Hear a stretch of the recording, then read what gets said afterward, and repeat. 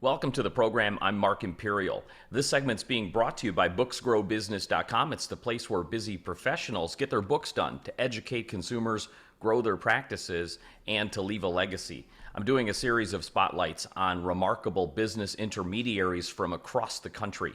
And joining me on this segment is Kevin Nery. He's the founder of Coastal M&A. Kevin, welcome to the program.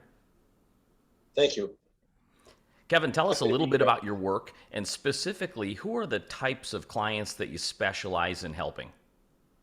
Yeah, I've been at this for 22 years now. We have a small boutique firm here in Massachusetts, and because of our location, I think we do focus on certain groups. Manufacturing, wholesale distribution, some service companies. We do some in the hospitality area. Um, so we have a broad range of businesses that we've worked with over the years. Those types of businesses that you work with, they've probably been in business a long time. When they planned it, when they started the business, were they really already planning ahead into the sale, or how prepared or unprepared are a lot Yeah, of these businesses when they first come out and reach out to you and say that they're interested in selling? yeah. The typical scenario is they started a business on a smaller budget, smaller scale. Ended up bootstrapping it over the years. Were able to grow it and be successful. So no, they didn't start out planning to sell their business, but um, that's always a good recommendation for folks that are establishing a business to always try to think in the future. I think that helps you to grow, helps you to be much more professional, and I see a lot of folks that are just too caught up in the business and they don't have that vision, that strategy. Since they don't know what they don't know, because they're not, inexperienced in selling a business, what are the biggest concerns on their mind? Like, what's on their mind, the conversation that's already going on with them when they reach out to you? Yeah, one of the biggest things that is it's discussed, but is confidentiality. They're really concerned about letting anyone know that it's for sale, and they feel awkward. I mean, a lot of times they have long-term relationships with their employees, their key staff members. So that's always a something that provides them with some stress. So How do you help them manage that? What do you suggest to folks when they're really yeah, concerned about it's confidentiality? we've had situations where during the process, which is a confidential process, but sometimes they have to tap into one or two key employees to kind of let them know what's going on, what their plans are for the future, what strategy, because they're going to need either information from them, or they could be a key employee that could stay on with the business. And the acquirer will really like to have some seasoned folks there, helping them go forward beyond the transition. For these folks that are inexperienced in selling a business, what would you say is the biggest like myth or misconception that you keep hearing over and over again? Oh boy, where do we start on that one? Give me Yeah, the biggest one, biggest or most common one. yeah. I mean, I think it's the rumor or the misinformation or fake news that the owner tells someone at the country club that he sold his business for like 11 million or something, and really, really a lot of times that's an exaggeration. Um, so I think that's one thing that we've seen. What is the correct answer to that? Give us like maybe I know there's probably a lot of ways to slice it, but could you give us like a 10,000 foot view on what the accurate view is of that statement?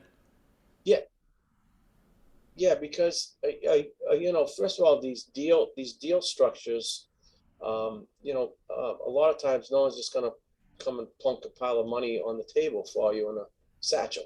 So um, they usually have different structures. I mean, I just came out of a meeting. These two brothers owners have really grown their company tremendously. They're in the construction trade, and um, you know, they have an offer, but it really wasn't the offer that they thought it was at the beginning, because there are such things as working capital that has to be, provided, and the obvious tax issues, as far as the structure goes, consulting agreements, things like that. So you can't just, I mean, someone can give you a number, but it probably consists of many different little you know pieces of a deal structure. So Kevin, what inspired you to get into this line of work? Like, take us yeah. back a little bit and tell us how you got started. Yeah, so my background is very interesting.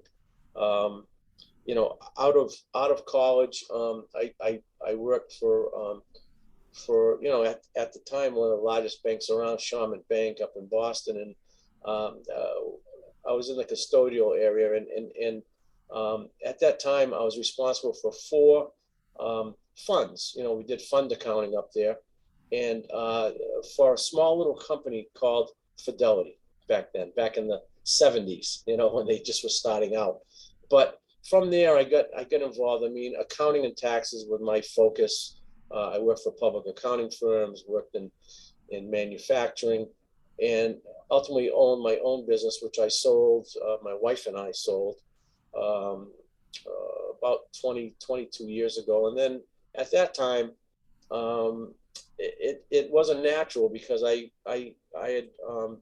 had all the experience and I had the skills to really go out and become an intermediary. Kevin, before I ask you my last question, is there anything that I didn't think to ask that you feel is important to share with any business owner that may be listening that's considering selling their business in today's economy? Yeah, one of the biggest things that I think is you have to seek out and find a trusted advisor. The process to a business owner. I mean, there's a lot of information available now out there on the internet and books, but you really need someone to navigate the process, maintain the confidentiality, and just do everything from A to Z, negotiations, proper marketing, all those things that a good intermediary will bring to the table. Value. What is the proper value of the company? Very important. A lot of owners err on the high side there. They think their company's worth a little bit more than what it is. But I think those are all the ingredients that you need. You need a trusted advisor who's experienced, and has done this before. Our office here, we've sold over 250 businesses in 22 years. So, there's a lot of experience, but every opportunity is unique, and requires a good set of skills and experience to represent the client properly. Terrific. For folks listening now that are considering selling their business and would really like to speak with you, how do they find you, connect with you, and learn more? Yeah, it's real easy. My phone number is 508 My email is k.nery, Nery, at nerycorp.com. And you can go to my website, coastal m and spelled out ANDA.com, coastal m&a.com. And we've got a wealth of information on that website. And certainly call me anytime. I'll be happy to discuss any questions or any issues you have. Yeah. Kevin, this has been terrific. I really appreciate you taking the time out of your schedule and sharing with my audience today. And I wish you continued success for you and for all of your clients.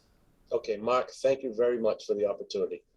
That was Kevin Nery, the founder of Coastal M&A, and this segment's been brought to you by booksgrowbusiness.com. It's the place where busy professionals get their books done to educate consumers, grow their businesses, and to leave a legacy.